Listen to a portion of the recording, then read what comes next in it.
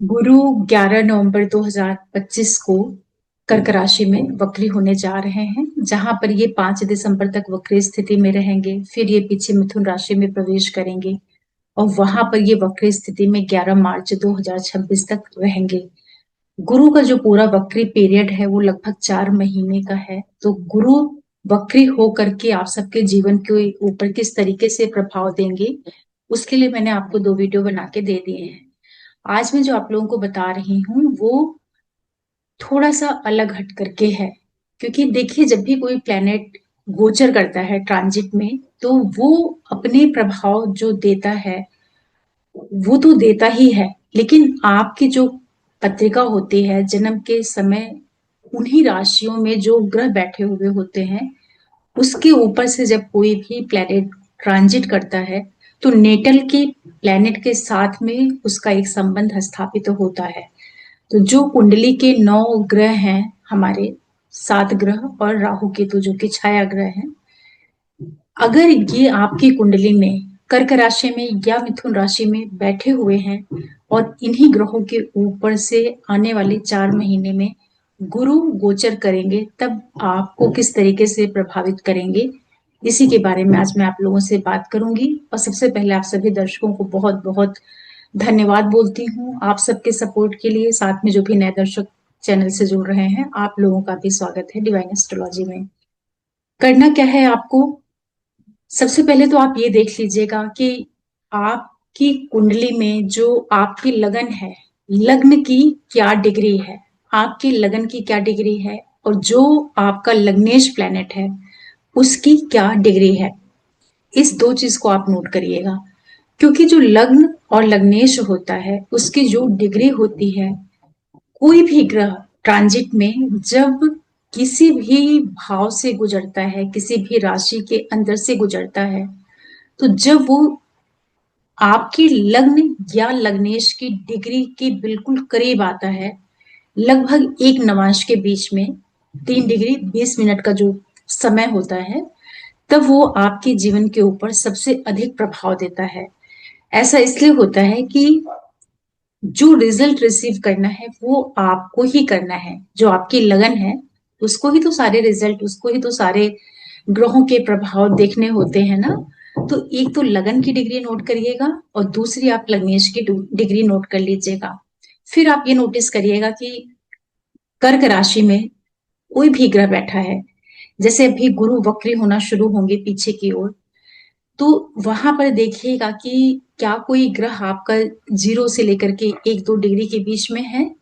और अगर आपकी लगन इसी डिग्री के आसपास आ रही है या लग्नेश आपका इस डिग्री के आसपास आ रहा है, तो जैसे ही गुरु वक्री होंगे कर्क राशि में और आपकी दशाएं भी चल रही होंगी, कहीं पर भी गुरु आपकी महादशा अंतर प्रत्यंतर सूक्ष्म प्राण से टकराएंगे, तो कुछ ना कुछ वो आपको परिणाम देंगे। तो वो जो रिजल्ट्स होंगे वो आपके नेटल चार्ट में जो ग्रह बैठा हुआ होगा कर्क राशि में, वो ग्रह जिस भाव का लॉर्ड होगा, जिस भी हाउस की वो लॉर्डशिप लेकर के चल रहा होगा, और उस ग्रह के जो कारक तत्व हैं उसको भी ये वक्री गुरु जो है एक्टिवेट कर देगा। तो क्या हो सकता है, जैसे मान लिया कि कर्क में ही, या आप उसको कर्क में भी मान के चलिए और मिथुन में भी, दोनों का ही मैं कंबाइंड बता रही हूँ। इसको आप सभी लोग देखिए, इस वीडियो को लास्ट तक देखिए, पूरा वीडियो देखिएगा। अगर मान लिया कि आपकी कर्क राशि या मिथुन राशि में गुरु प्लेनेट ही बैठा हुआ है और गुरु के ऊपर से गुरु का ट्रांजिट होगा, तो ये क्या संकेत करता है। गुरु जिन जिन चीजों के कारक होते हैं आपके लिए, धन, संतान, पार्टनरशिप, भाग्य, लाभ, इससे जुड़ करके कुछ ना कुछ ये घटनाक्रम इस समय अवधि में आपको जरूर देखने को मिलेंगे। और इसी के साथ गुरु आपके नेटल चार्ट में जिन भी भावों के मालिक होंगे वहां से भी रिजल्ट लेकर के आएंगे। अगर मान लिया यहाँ पर बुध बैठा है कर्क में या मिथुन राशि में और उसके ऊपर से वक्री गुरु का गोचर होगा, तब मरकरी से जो रिलेटेड ट्रेड्स होते हैं, आपकी बैंकिंग है, फाइनेंस है, जो भी आपका कम्युनिकेशन है, लर्निंग स्किल है, इन सारी चीजों से जुड़ करके, और बुध की जो दोनों राशियां हैं मिथुन और कन्या, आपके नेटल चार्ट में जहां पर भी जिस भी हाउस में आ रही होंगी वहां से आपको रिजल्ट देखने को मिलेंगे। क्योंकि जुपिटर यहाँ पर बहुत स्ट्रांग हो रहे हैं, वक्री का मतलब है कि उनके अंदर बहुत अतिरिक्त बल आ गया है, ज्येष्ठा बल आ गया है, तो वो जो आपकी कुंडली में बैठा हुआ ग्रह है उसको वो बहुत मजबूती से उसके जो रिजल्ट है वो देने के लिए मरकरी को प्रेरित करेंगे। तो आप दशाओं में भी चेक करिएगा कि गुरु, बुध, इस तरह से तो कोई ग्रह नहीं आ रहा है। अब अगर मान लिया कि शुक्र बैठा हुआ है आपके कर्क राशि में या मिथुन राशि में और उसके ऊपर से ट्रांजिट में वक्री गुरु जाएंगे, तो अब यहाँ पर शुक्र क्या है? आपका फाइनेंस है, फैमिली है, पार्टनरशिप है, मैरिड लाइफ है, जितना भी कंफर्ट है, लग्जरी है, धन है, ये सारा कुछ शुक्र है। अब जुपिटर उसको एक्टिवेट करेंगे शुक्र को, तो आप देखेंगे कि इस समय पर आपके लिए शुक्र की दोनों राशियां वृषभ और तुला से जुड़ करके आपको यहाँ पर परिणाम देखने को मिलेंगे।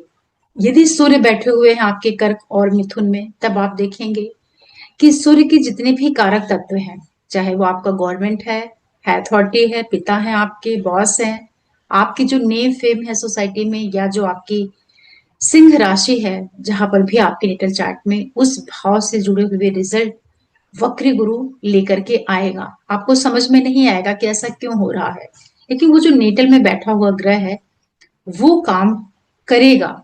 उससे काम कौन करवाएगा? जुपिटर कराएंगे। अगर मान लिया शनि है आपके कर्क में या मिथुन राशि में और गुरु उसके ऊपर से वक्री होकर के जा रहे हैं, तो आपके कर्म क्षेत्र, आपके नेटल चार्ट में जहां पर मकर और कुंभ है, उससे जुड़े हुए आपको रिजल्ट्स देखने को मिलेंगे, बहुत इंटेंस रिजल्ट देखने को मिलेंगे। क्योंकि शनि नैसर्गिक कर्म का कारक ग्रह होता है, तो आप देखेंगे कि वक्री जुपिटर जब नेटल के सैटर्न के ऊपर से जाएगा तो आपके कार्य क्षेत्र में बड़े परिवर्तन दे सकता है। ये परिवर्तन आपके लिए अच्छे भी हो सकते हैं।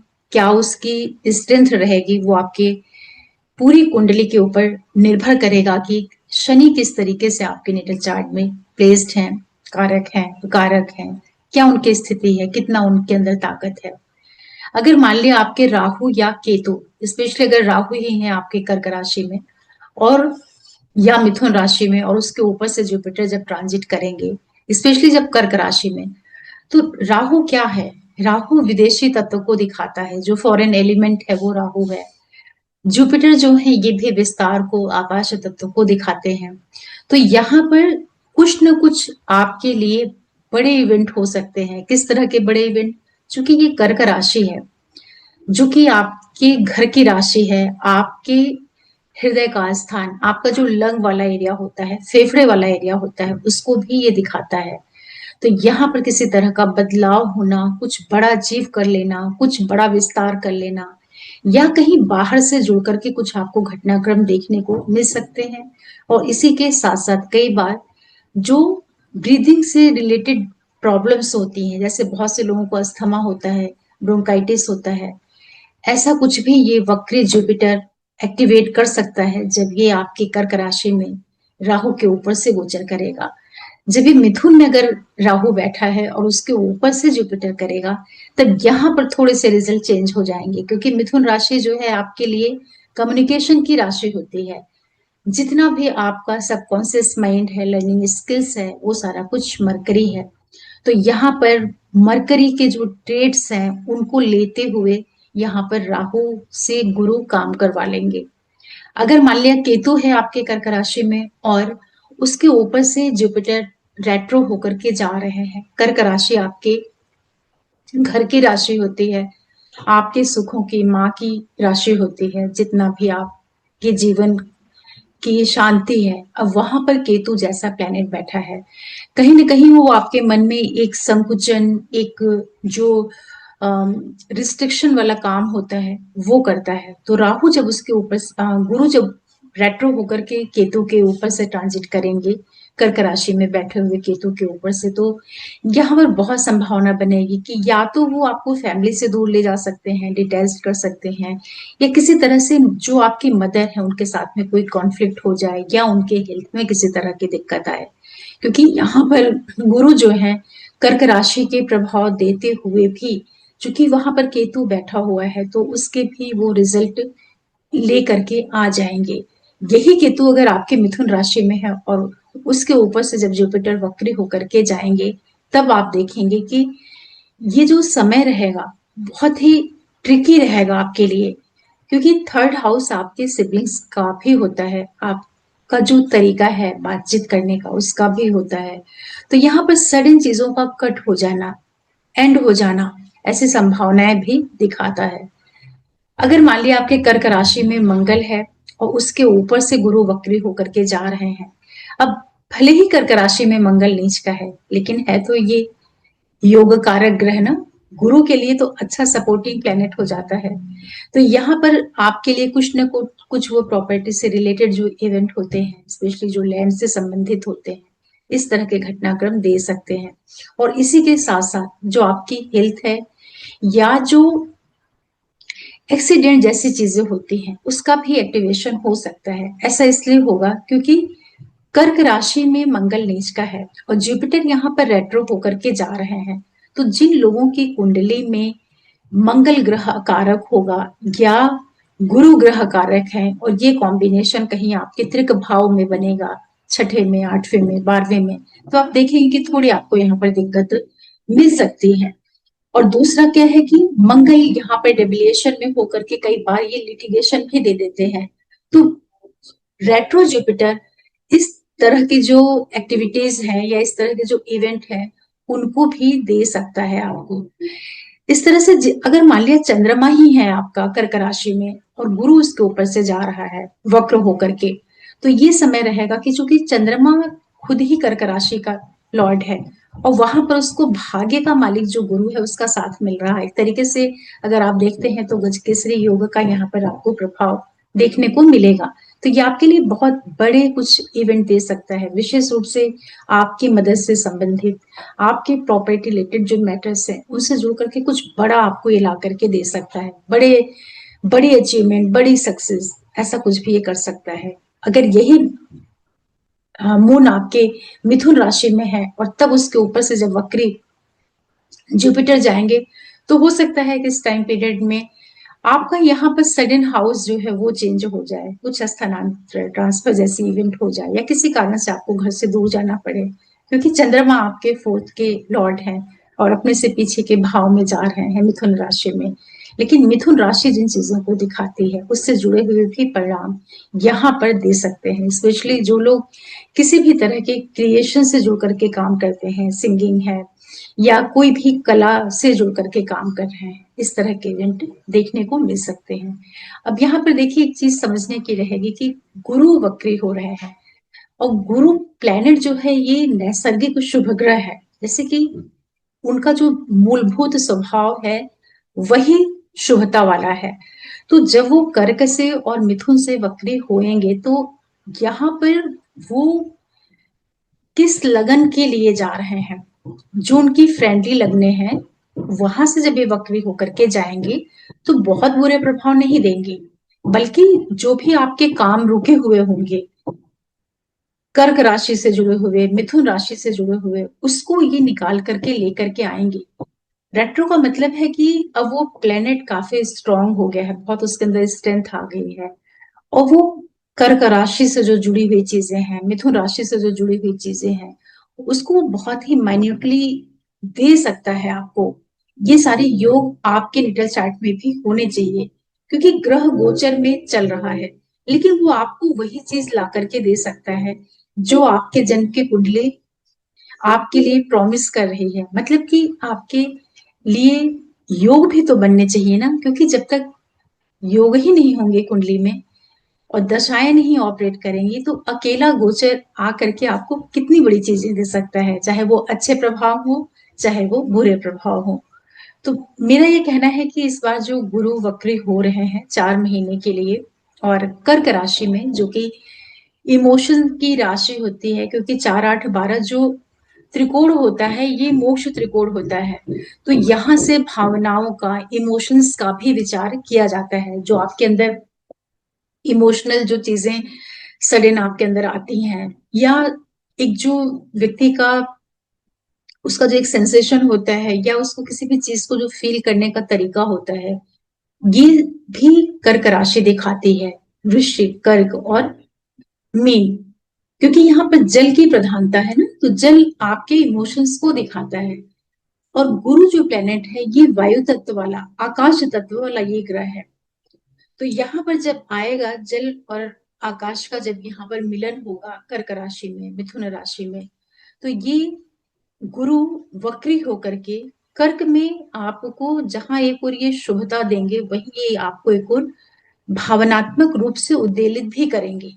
उद्वेलित का मतलब ये है कि वो आप जो एक बहुत ज्यादा मूड स्विंग होता है, या एक जो सडन थॉट में चेंजेस आते हैं, इमोशन का मतलब ही यही होता है कि इमोशन कभी भी स्टेबल नहीं होता, उसमें एक कंटिन्यूअस स्टेबिलिटी नहीं होती है। इसी को तो इमोशंस कहते हैं ना, कि कभी व्यक्ति बहुत ज्यादा स्ट्रांग फील कर रहा है, कभी बिल्कुल नर्वस हो रहा है, कभी वो मिड मिड पोजीशन पर है, कभी बिल्कुल वो डाउन हो रहा है। इमोशन यही होता है। तो जुपिटर जब उसके ऊपर से जाएंगे, क्योंकि जुपिटर बहुत हैवी एनर्जी है, जुपिटर जब आप देखते हैं तो बहुत बड़ा ग्रह है, और ये इमोशन की राशि में आ रहा है। तो यहाँ पर वो गुरु जहां से प्रवेश करते हैं, तो वहां पर एक तरीके की वो हलचल पैदा करते हैं। जैसे कि कोई एक राशि है, उसमें आप कोई बहुत बड़ी सी बॉडी ला करके रख देंगे, तो उसमें एक तरीके का ट्रांसफॉर्मेशन तो होगा ही ना। इस तरीके से समझिए। तो इनके जो रिजल्ट आने वाले हैं, वक्री गुरु के कर्क राशि में वक्री होकर के, मिथुन राशि में वक्री होकर के, ये बड़ा ही मिला जुला प्रभाव देंगे, एकदम फिक्स पैटर्न पे ये रिजल्ट नहीं देंगे, ये ध्यान रखिएगा। क्योंकि जितने भी जो मैंने पीछे आपको 2 वीडियो दिए हैं और जो मैं आज बता रही हूँ, आज मेरा बताने का सिर्फ यही पर्पज है कि आप अपने नेटल चार्ट के ग्रहों को भी कनेक्ट करिए इस ट्रांजिट में।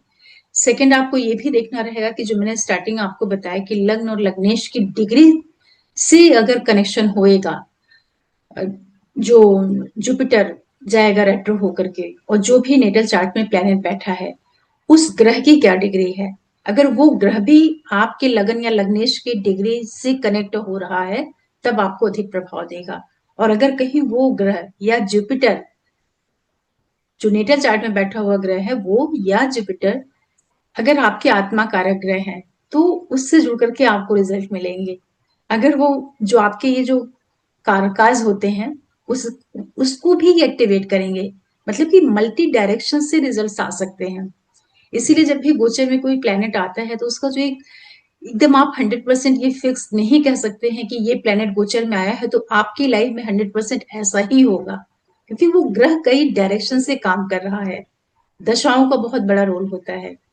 तो आशा करती हूँ कि ये जो गुरु का वक्री पीरियड है 4 महीने के लिए, इससे आप कितना लाभ ले सकते हैं, उसको आप समझ पा रहे होंगे। क्योंकि गुरु का ये जो पूरा 4 महीने का समय है, ये स्टार्टिंग के जो 25-26 दिन है, ये मोक्ष त्रिकोण में वक्री स्थिति का निर्माण कर रहे हैं, और कर्म क्षेत्र को ये दृष्टियों से देखेंगे। हाउस प्लेसमेंट के हिसाब से तो अच्छी जगह आ रहे हैं कर्क राशि में, उनकी उच्चता की स्थिति होती है। और जब ये मिथुन में जाएंगे तो ये काम त्रिकोण को एक्टिवेट करेंगे, मिथुन राशि को, तुला को और कुंभ को, वक्री स्थिति में ही। तो आप देखेंगे कि यहाँ पर बहुत से लोगों की ढेर सारी इच्छा पूर्ति भी करवाएंगे। और डायरेक्ट इनकी जो आस्पेक्ट रहेगी, वक्र दृष्टि रहेगी, वो उनकी अपनी खुद की राशि धनु पर रहेगी, जो कि आपके हायर लर्निंग्स को दिखाता है, आपकी जो रिलीजियस टूर ट्रिप्स होती हैं उनको, फादर को, आपके बॉस को। तो अच्छा गोचर है, ओवरऑल अगर देखते हैं तो बढ़िया गोचर है। क्योंकि अभी फिलहाल इनके ऊपर कोई भी डायरेक्ट प्लेनेट का इम्पैक्ट नहीं दिखाई पड़ रहा, जब ये कर्क में रहेंगे उस समय तक। और जब ये मिथुन में वक्र होंगे 5 दिसंबर के बाद, तब राहु से इनका एक जो कनेक्शन है वो भी डेवलप होगा। तो वहां पर जो जुपिटर रिजल्ट करेंगे, उसमें थोड़ा सा राहु का भी प्रभाव आ जाएगा, क्योंकि उनके त्रिकोण पर ट्राइन पे वो आकर के प्लेनेट मिलेगा। तो जब भी कोई प्लेनेट त्रिकोण से कनेक्ट हो जाते हैं, तो वो एक दूसरे के ऊपर प्रभाव डालने में काफी सक्षम हो जाते हैं। तो ट्राइन का बहुत महत्व होता है। ट्राइन में जो बैठे हुए ग्रह होते हैं, जब कर्क राशि में गुरु वक्री होंगे, तो आप देखिएगा कि कर्क राशि में वृश्चिक में, मीन में अगर कोई भी प्लेनेट बिल्कुल स्टार्टिंग की डिग्री पे होगा, जैसे कि अभी ट्रांजिट में शनि चल रहे हैं वक्र होकर के 28 नवंबर तक, तो यहाँ पर जुपिटर का वक्री होना 11 नवंबर से लेकर के 28 नवंबर तक, और उधर सैटर्न भी वक्री हैं। तो बहुत से लोगों की लाइफ में जुपिटर और सैटर्न से जुड़ करके यहाँ पर रिजल्ट आ जाएंगे। मतलब कि आपका भाग्य, आपका कर्म, आपकी अर्निंग्स और आपके फॉरेन रिलेटेड जो मैटर्स हैं, क्योंकि दो दो रेट्रो प्लैनेट ट्राइन से कनेक्ट हो जाएंगे। फिर जब ये मिथुन में वक्री होंगे तो राहु के त्रिकोण पे आएंगे, फिर आप देखिएगा कि आपके मिथुन में, तुला में और कुंभ में कौन कौन से ग्रह बैठे हुए हैं, उसको भी ये वक्र जुपिटर जो है एक्टिवेशन में लेकर के आएगा। जैसे कोई एक इसको मैं आपको ऐसे बताऊं, जैसे कोई आप वीणा बजाते हैं या कोई वायलिन बजाते हैं ना, आपने देखा हो कि जब आप कोई एक तार के ऊपर अपने फिंगर से प्रेशर डालते हैं, या आप हारमोनियम भी बजाते हैं, कोई भी जो इंस्ट्रूमेंट होते हैं, जो इंस्ट्रूमेंटल चीजें होती हैं, तो अगर आप एक को छेड़ते हैं तो उसका जो उसकी जो वो क्या उसको बोलते हैं, आवृत्ति होती है, उसका जो प्रभाव होता है वो आगे आगे स्प्रेड होने लगता है। ऐसे ही प्लेनेट होते हैं, जब ये ब्रह्मांड में मूव करते हैं तो ऐसा नहीं है कि पूरे ब्रह्मांड में एक छत्र इन्हीं का पूरा राज्य है, ऐसा नहीं है। 9 ग्रह होते हैं ना, तो 9 के 9 अपने अपने जगहों पर चल रहे होते हैं, अपनी अपनी राशियों में, भाव में वो चल रहे होते हैं। तो चलते चलते जब वो एक दूसरे के कनेक्शन में आते हैं, चाहे वो नक्षत्रों के माध्यम से, दृष्टियों के माध्यम से या कंजंक्शन के माध्यम से, तो एक दूसरे को प्रभावित करना शुरू कर देते हैं। ठीक उसी तरीके से जैसे हम लोग जब अपने घर में बिल्कुल अकेले होते हैं तब हम एकदम अलग तरीके से सहज होते हैं, लेकिन जब हमारे घर में कोई आ गए, कोई बाहर से लोग आ गए, या बाहर से लोग देख रहे हैं हमको, या हम किसी को देख रहे हैं, तो ये सब जो स्थितियां निर्मित तो होती हैं, तो वहां पर जो हमारा व्यवहार है वो परिवर्तित होता है, या जो हमारी मनोदशा है, भाव दशा है, उसमें एक परिवर्तन आता है। क्योंकि इसी तरीके से ग्रह भी काम करते हैं।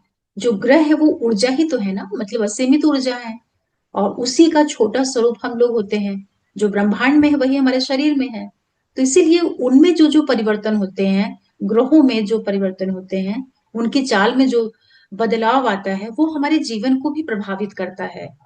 क्योंकि ये जो 9 ग्रह है ये हमारे शरीर से, हमारी भावनाओं से, हमारे विचार से बहुत ही गहराई से जुड़े हुए हैं। सिर्फ एक ही स्थिति होती है जब आप इन ग्रहों के प्रभाव से ऊपर निकल जाते हैं, या उन ग्रहों के प्रभाव को आप नहीं महसूस करते हैं। बस उसके लिए यही है कि आपको बहुत ज्यादा, बहुत मतलब आप जब अपने आप को शरीर समझते ही नहीं है, मतलब जब आप केवल चेतना के लेवल पर, या जो एक आत्मिक स्थिति होती है, अगर आप उस लेवल पर जी रहे हैं, तो जो उस लेवल पर वही व्यक्ति जी सकता है जिसके अंदर सारी चीजों से एक तरह से मोह भंग हो चुका रहे। तभी तो वो ग्रहों के प्रभाव से अछूता रहेगा। बाकी अगर आपके इमोशंस जुड़े हुए हैं हर एक चीज से, तो ग्रहों का बदलाव आपको हर एक लेवल पर, इमोशनल लेवल पर, फिजिकल लेवल पर, आपकी अचीवमेंट के लेवल पर आपको प्रभावित कर ही देगा। तो इस गोचर को आप लोग अच्छे से समझिएगा, इसका लाभ लीजिएगा, क्योंकि वक्री गुरु बहुत अच्छे लाभ भी देंगे, केवल ये बुरे प्रभाव नहीं देंगे, ये ध्यान रखिएगा। मोस्टली लोग सोचते हैं कि कोई प्लेनेट जब वक्र हो जाता है तो वो वक्री प्लेनेट में बस एक ही चीज रहती है कि वो जो रिजल्ट देता है ना, वो बड़े बहुत तीव्रता से देता है, बहुत उसकी जो तीव्रता होती है ना रिजल्ट देने की, वो बड़ी इंटेंस होती है। तो अगर वो अच्छा कॉम्बिनेशन बना रहा है तो बहुत ज्यादा अच्छे परिणाम दे देता है। और वही गुरु या कोई भी प्लेनेट जब वो वक्री है और खराब स्थिति से वो कनेक्ट हो रहा है, तब वो जो रिजल्ट देगा वो बहुत ही नेगेटिव दे देता है। तो इसको भी अपन सीधे सीधे नहीं अप्लाई कर सकते हैं, यहाँ पर हमको अपनी दशाएं भी देखनी पड़ती हैं कि हमारा एक्चुअल जो पीरियड है वो कैसा जा रहा। अगर पीरियड सही है तब ब्रह्मांड में जो ग्रहों के ट्रांजिट होते हैं उनसे बहुत ज्यादा फर्क नहीं पड़ पाता है, क्योंकि हमारी दशा अच्छी जा रही होती है। दशा जो होती है वो सबसे ऊपर की चीज है, उसके बाद फिर बाकी चीजें आती हैं। योग, दशा और फिर ट्रांजिट, अकेला ट्रांजिट कभी कुछ नहीं देता है। बस वो आपके लिए एक सपोर्ट सिस्टम क्रिएट कर सकता है कि अभी वो दशा में दशा में खराब चल रहा है और ट्रांजिट में अच्छा, तो थोड़ा आपको रिलीफ फील होगी। इस तरीके से उसको एक दूसरे से कोऑर्डिनेट करके फिर समझिएगा। आशा करती हूँ कि आप लोगों को ये वीडियो समझ में आया होगा और आप सबके सपोर्ट के लिए बहुत बहुत धन्यवाद। साथ में जो भी नए दर्शक जुड़ रहे हैं, आप लोगों का बहुत स्वागत है डिवाइन एस्ट्रोलॉजी में। और एक रिक्वेस्ट भी है कि प्लीज आप चैनल को सब्सक्राइब करिए, लाइक करिए, शेयर करिए और नोटिफिकेशन बिल को प्रेस करके रख दीजिए, जिससे मेरे सारे वीडियोस अपलोड होते ही आप लोगों को मिल जाए। और फिर मैं कोई वीडियो लेकर के आऊंगी। तब तक के लिए ओम नमः शिवाय, नमस्ते।